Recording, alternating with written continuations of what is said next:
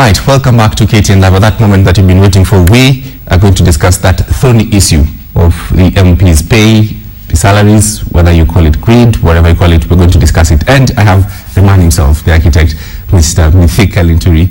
But before that, well, the president has had his word on this, and also the former prime minister. Let's just refresh our memories. Sababu saa ingine wanasikia uchungu, badala ya kuwa sasa tunajiuliza how are we going to serve our people, we are asking ourselves how are we going to get more money in our pockets. Tafadhalini kwanza tufanya yale ambaye ni muhimu, na hiyo ni kutumikia wananchi wetu. Na tukifanya haya, mimi sina shaka ya kwamba taifa letu, potential that we have na potential ya wananchi wetu tutaweza kuitimiza. Sisi kama viongozi lazima kwanza tuweke maslahi ya mwananchi kwanza. Hii mambo yetu hiyo iwe nyuma. Members of Parliament need to talk to the Salaries Review Commission, okay? Not to blackmail the commission, or we are going to send you home, and so on and so forth. Those are politics of the past, which politics of blackmail cannot take us anywhere. He is Mithika Linturi. Karibu sana. Asante. Now, we've just watched, the president and the former prime minister urging members of parliament and saying, listen, let's focus on the nation building first. Let's build the nation. Let's work on other things, and then we'll talk about the pay issues after. But you clearly feel differently about this. One thing that I must be able to state to the nation this evening is that one, I really feel for the president. He's a man I respect. He's a man I've really gone out of my way to support.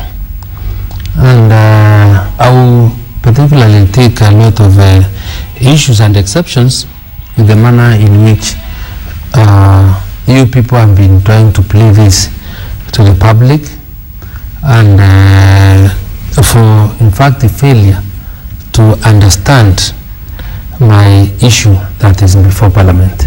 And in fact, even after watching the clips that you've just played, I feel that the media has played a very big role in inciting the public against Parliament and against Linturi himself. How's that? And because whatever you are playing here is like whatever Linturi has done is against the wish of the president, is against the wish of the people of Kenya. But let me tell you, and this time will bear me out of this.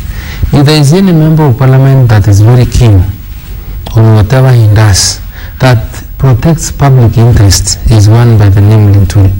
Because I've been that parliament, I've chaired a very serious committee of parliament, I've had influence from the executive before, and I resisted very strongly that influence.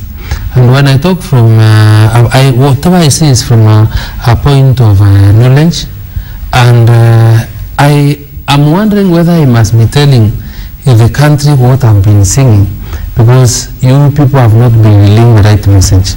Because one time I was on this station, I was on this program, and I said very clearly, at no single time have I said that members of parliament pay should be increased. There is no single time I've foretold or I've said that the SRC Commission has no mandate to set salaries for public officers. That has never gone into record. And I am very afraid that if people, knowledgeable institutions, knowledgeable people can really misinterpret the petition that is before Parliament, then I'm really afraid for the country. And I think I will tell them the truth, that my matter, even from the opening statement, has not been dealt with by Parliament, because my issue was not about the salary. My issue has been and will always been about the process and the constitutionality of the SRM Act.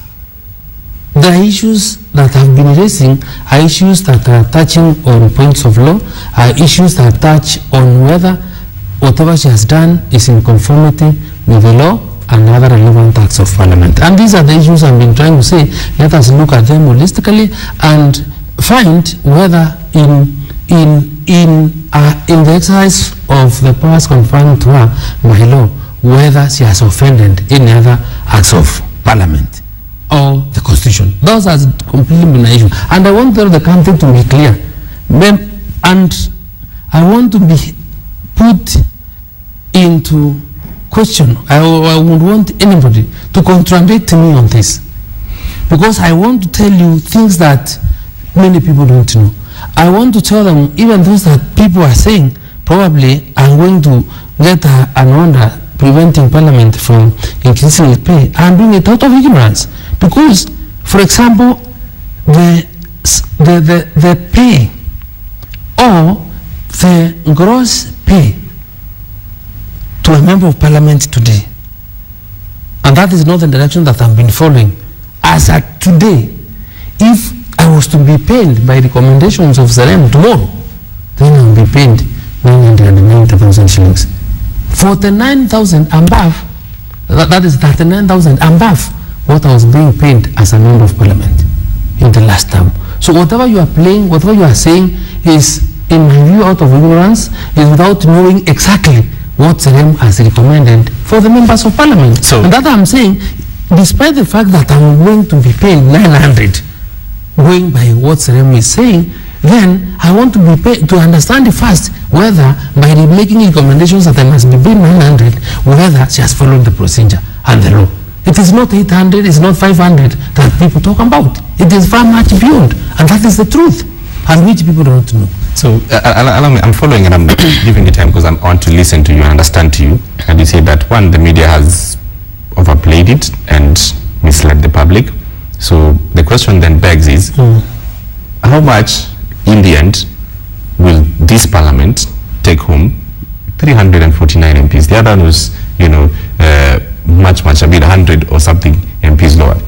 By these recommendations, by you, the actions of you going and ask the Salaries and Remuneration Commission to be audited or vetted on the actions, is that in effect that what will pay MPs in this house carrying from the other house will cost us more?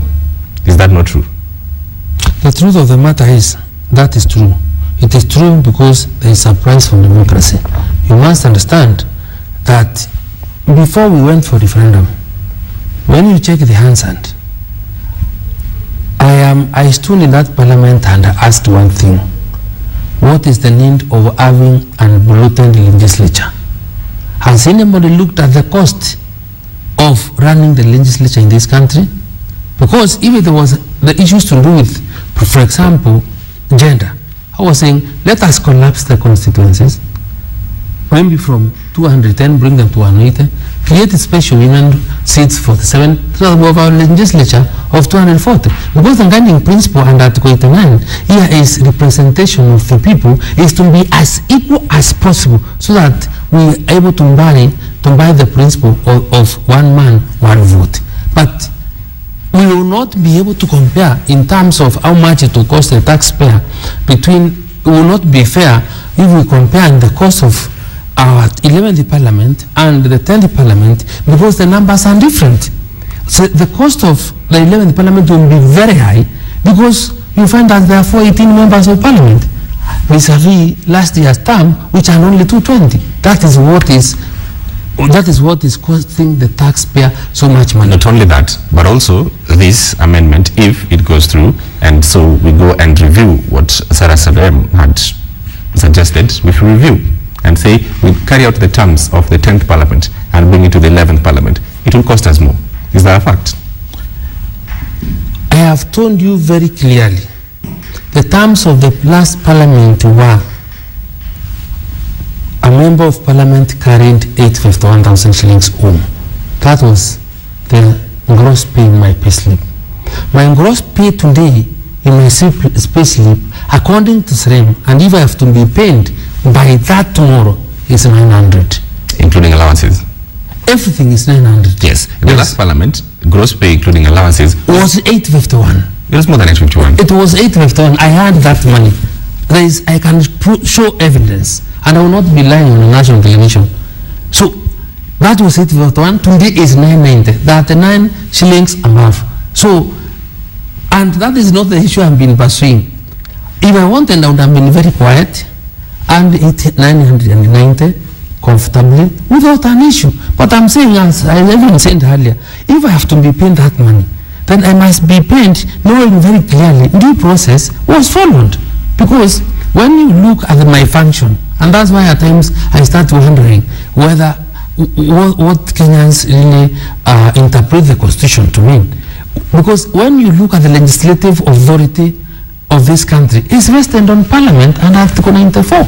And 95 is clear on what a member of Parliament should do. So I get to wonder why, if I perform my function as a member of Parliament to question the process and procedures of an act that confers me an amount of 39,000 shillings above what I have been earning, I wonder why Kenyans should be. So in your mind, Mr. Linturi, what exactly is that gross misconduct that Sarah Serem has done? And those are issues that are now when you come that way, probably I will be better and be able to explain, because those are the issues I've been asking, and that is what I really want determined. The issues that amount to gross misconduct or to gross violation of the Constitution and the competence is there is no misconduct there. It's gross violation of the Constitution and the incompetence. One thing that you need to understand is that the guiding principles when you are making law, when you are interpreting law, you must be bound by the values provided for under Article 10 of the Constitution, which include fairness, non-discrimination, transparency, public participation, all those kind of things. When I look at the manner in which the Constitution is, then you ask yourselves, in determining the amount of money that the member, for example, what the Lindy has proposed to pay parliaments. And when considering the guiding principles that are supposed to guide her when arriving at those salaries, then anti-discriminating against other officers. For example,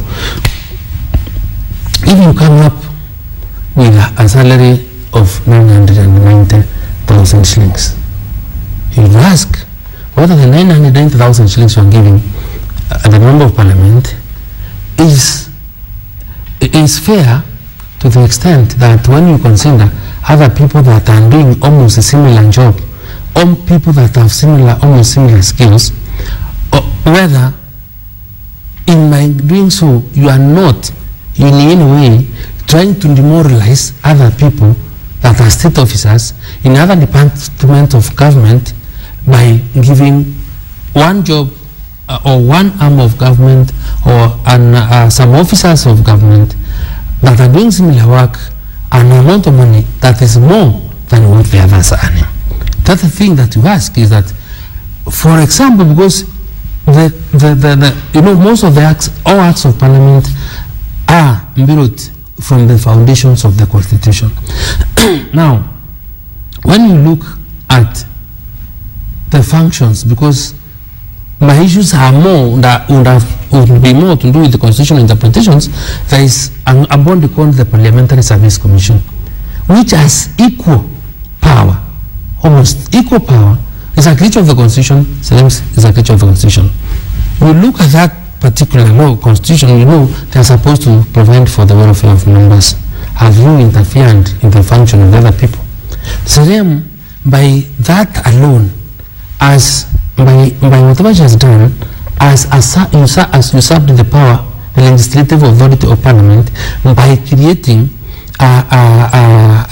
or coming up with an instrument that has force of law without passing through parliament, yet it's only parliament that can make law. You will find that, for example, in a legislation, in a gazette notice, which was questioned by parliament that day, she said members of parliament can never have pension. When you look at the Constitution under Section 6, that talk about pensions and gratuities, you find that the law is very clear that any force that was in force, any law that was in force before the commencement or before the enactment of that constitution in regard to gratuities and pensions shall continue to apply unless any other law is in place. And even if any other law came into place, as long as that law disadvantages the pension and the gratuity of that particular office owner, then the former law takes precedent. That is very clear on Section 6, Part 32. So that is another issue that we want her to ask. You say no gratuity, no pension for a member of parliament. The Constitution under Article 41 talks about fair labor practices. Kenya is a signatory to a number of conventions. For protection of wages, Kenya is a signatory by virtue of Article 2(6) of the Constitution. Any treaty or convention that is signed by Kenya and ratified by our republic is or forms part of the law of Kenya. This is the constitution that we give ourselves. We ask the 1949 Convention on Protection of Wages. Kenya is a signatory. By trying to, in one way or another, coming up with a legislation that contradicts all this until violating the constitution. So my issues, those are the issues that you find I am trying to raise, and not the amount of money that one is being paid. And I want Kenyans to forget, pursue other people that want to ask how much. Because if it is how much, then in my view, I am saving the country for 39,000 shillings for every member of parliament. I must ask you this though. I asked you this before in the previous interview, and you said that before you came to parliament, you're a businessman and making a lot of money than what you're making now. And the question that we've seen from the president say, listen, we just came into house, what, 2-3 months? Why can't we deal with other things and not discuss this now? Why is that difficult? I think we're being dishonest. I think we're being dishonest because Parliament has been doing its duty. This is part of the politics and what is expected in the House of Politics, which is Parliament. Tell me one thing that has been put before Parliament which has not been done. We've passed the cabinet for the president. We've appointed the chief justice. We have appointed the cabinet secretary, and we are doing one well. My only fear now, and this is what pains me most, as we make noise, as we waste time, is that there is no service delivery to the mwananchi. One, you find that the people that I represent, and I have many orphans, I have no money in my CNDF account to pay school fees for those children because we are wasting time. As we make noise here, the president has not fully constituted government, and the business people in this town, who are some of the largest taxpayers, continue to suffer because government is not releasing money for contracts that have been signed and certificates that have been presented to government for payment, because the officers that are there are afraid that they may be going anytime soon, and any payments that are made between now and the other appointments are likely to raise query, because a circular was done by the end of public service almost before the election that froze payments. That's the problem we find, and that's why the country now, there is no economic activity around. Nobody, as members of parliament are happy or are doing whatever they are saying, and have no cars to take them to the constituencies, there is no ground mobilization of activities that can spur economic growth. That is my only fear. All right. So we have Mithika Linturi in studio, and we asked you, what are your questions for him? What are the questions that you'd like him to clarify, if you like? And right now, let's play some of those questions so that you can answer them as you ask them.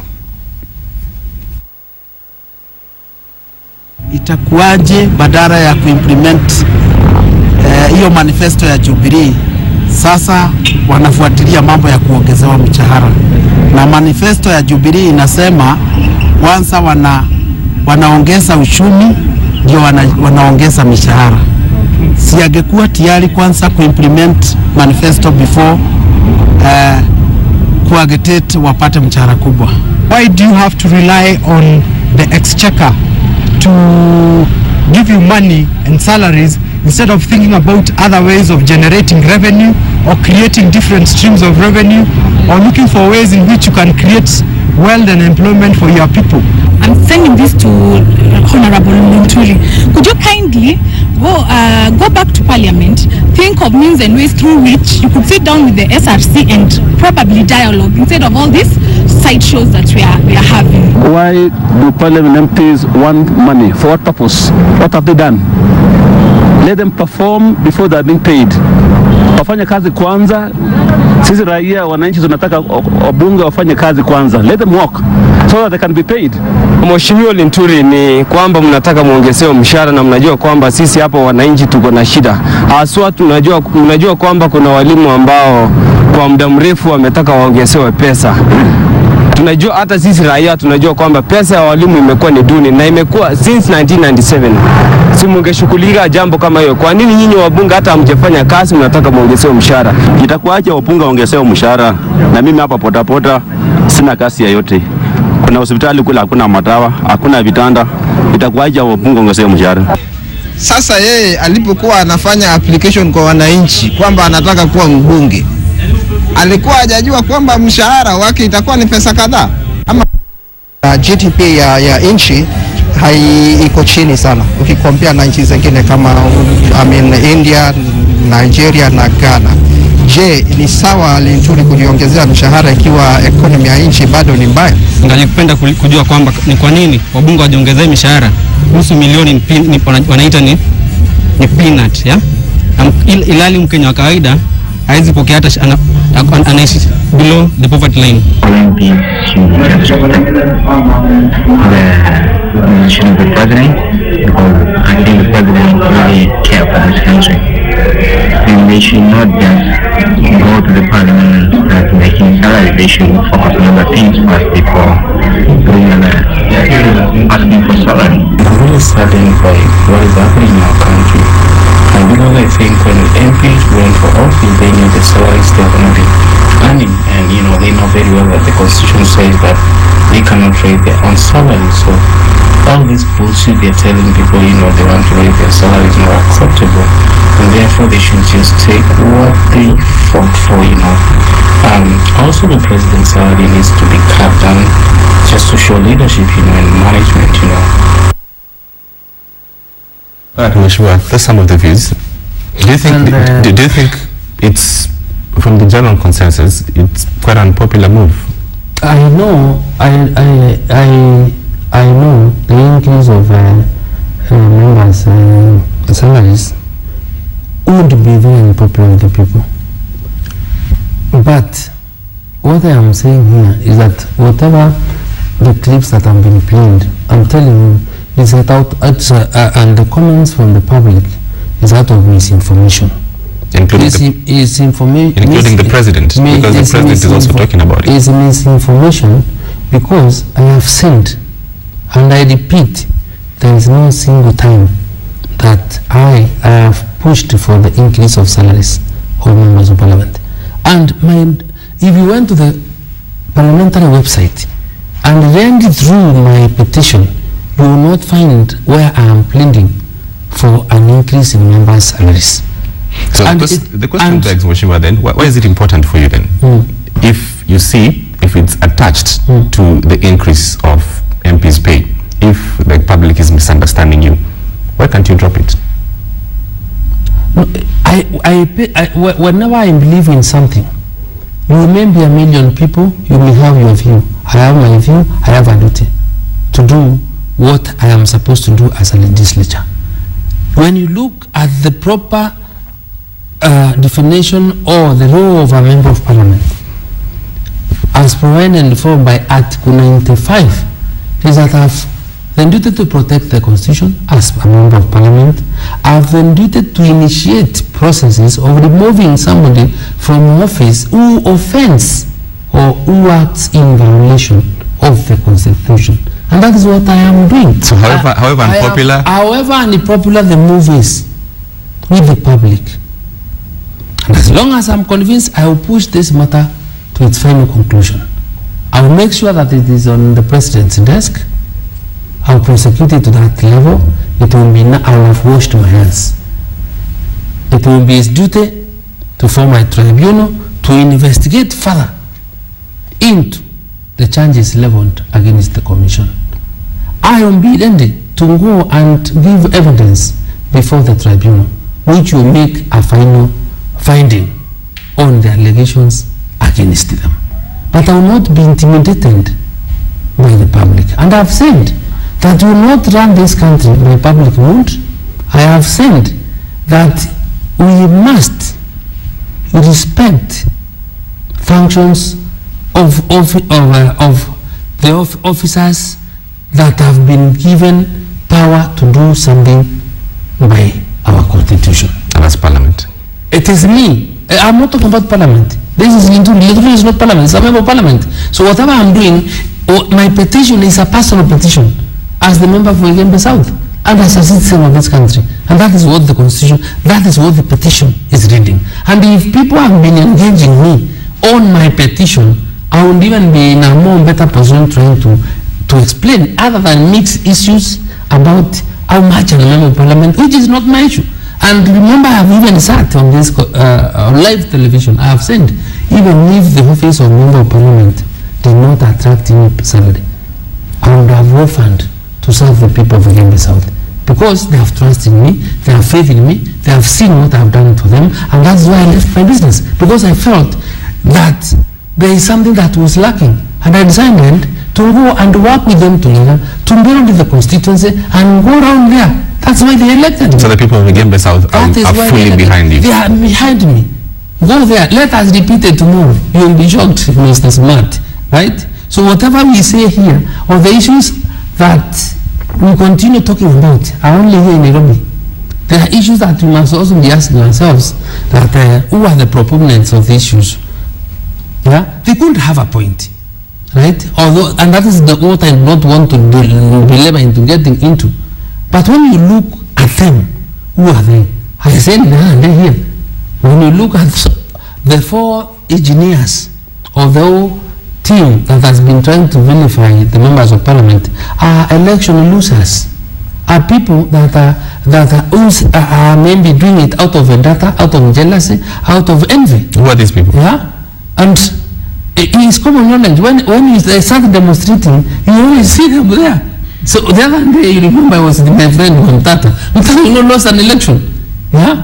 So even my guest that was supposed to be coming here is a serious candidate for an elective office. So these elective offices are offices that you must have something extra to convince the people to let vote for you. It is a very complicated office. And why I'm telling the public, and this is something I want to share with them today to understand, because at whatever cost, I will serve my people, even if it is free. And that is why when I go there, what I will discuss here, when you find me now, like for example, I'm going back on Friday, I have an education day, 14th, 28th, I have education days. I have picked serious people to come and give lectures to my children. We are together with them. They sympathize. When today I'm telling you, they will call me out, tell them, you know why I can't come tomorrow, and there's a down that first, I have no petrol, I have no car to come. Why? Because I have not been facilitated by parliament. But that would just be joking. Because whether it's that facilitation or not, I will attend to my parliamentary duties, because in one way or another, I must also thank So in what you're putting is that these issues are only here in Nairobi, and it's only the middle class who are saying these things. The people back home, your constituents, your voters, real voters as you call them. I do not have a problem with my voters. That one I can tell you for a fact. And I asked you, and I and Sango, and the other people that were threatening to go and demonstrate to go to Igembe South. That one I did. They never went there. Because I have a personal touch with my people. When there is an issue, you sit down with my people and discuss. So when we talk, I really sympathize with the members of parliament. You have not been to understand that even when I talk, I don't talk about myself or anyone that talks, because they are members of parliament and supported by Bonda. They are members of parliament who cannot afford, right, to go to the constituency, because we are indifferently endowed. And these are people we are saying there is discrimination, because if a cabinet secretary that has been was appointed the other day now is flying or is driving a Toyota Prado, brand new, he has no duty of going to his village. The only unique state officer we have in this country is the member of parliament, who has an office in Nairobi, who has an office in the constituency, and he has no way of getting to attend to his people. When I look at the mandate of the CRC, you find that these people, by virtue that they have not provided us with cars to go to the constituency, then we are not really doing what we are supposed to be doing, because we are not talking to our voter. And we must be mobilized. You know, we are also agents of development as members of parliament. We talk to our people, we mobilize them to do one or two things. Those that cannot get there are not doing that function. And the question I am asking, if I also want to get into those people that are saying members of parliament are not discriminated, why would you give a DO a car, or a DC, fuel his car, or a cabinet secretary, or anybody in the ministry or in the commissions, and then you find that a member of parliament is such a useless person that does not need to get from Nairobi to go to Igembe, to go to Kisi, or to go to anywhere else. These are very basic issues we are asking, and nobody wants to respond to them. So I'm only talking for right now for those people that do not have that courage, because you know there is a very hot issue. Not anybody would want to talk about it, Mr. Smart, because I really was shocked yesterday, and that is why I got to know the hunger of Kenyans on Classic. Somebody saying that he wants to buy a gun to shoot me. That shows that the desperation levels in this country, which we must be trying as members of parliament and leaders, trying to make people understand that we must work and spur economic growth. You don't fear to be shot? I mean, Kenyans are angry. Let me tell you, there is the law. You die, I was born, I will die one day. So whatever time you die in life, it doesn't scare me, right? It doesn't. And I'm sure before you get me, I will have gotten you. So it's not a big issue, right? I got you. Thank you very much. We're talking to Igembe South Member of Parliament, Mithika. He says, well, we'll push this to the logical conclusion, and the Igembe South people are fully behind him. Well, that does it for us for KTN Livewire. Thank you very much for staying with us this late. We end it there. We'll do this all over again next week, same station, same time. My name is James Smart.